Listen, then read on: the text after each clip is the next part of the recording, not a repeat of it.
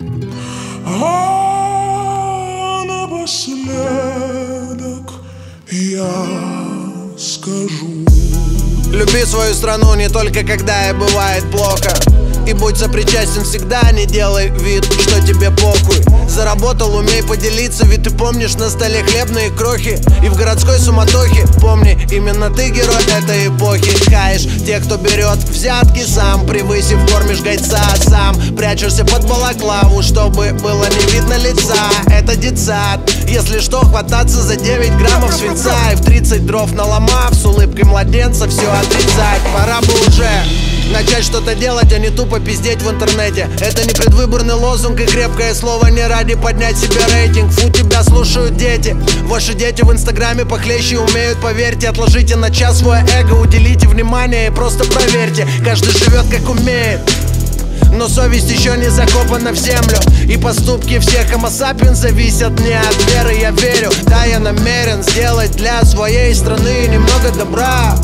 Хочешь изменить свою жизнь? Начни с себя. А напоследок я скажу: ты хоть все деньги в мире заработай и построй себе дом на луне. Ты спокойно и долго жить не будешь, если ты должен денег стране. Ходорковский свободен, и вроде бы все разошлись на Майдане, а мы потеряли братский народ, может надолго, спасибо Обаме. А русский мужик встал и сказал: хватит, и страна ему верит. Будет непросто, но мы соберем осколки русской империи. И знаешь, я понял, что помимо понтов есть вещи гораздо важнее. Здоровый народ, четкая цель, сила, национальные идеи. На прошлой неделе я сломал нос барыги, что предлагал мне дури.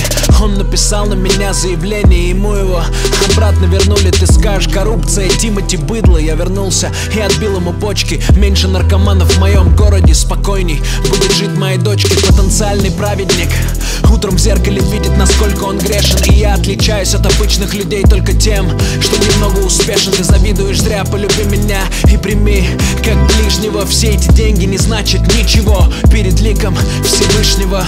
И если бы каждый из нас больше бы делал и меньше пиздел, то, наверное, каждый из вас уже бы имел все, что хотел. Ведь гораздо проще орать на митинге, чем стоять у руля. Хочешь поменять страну?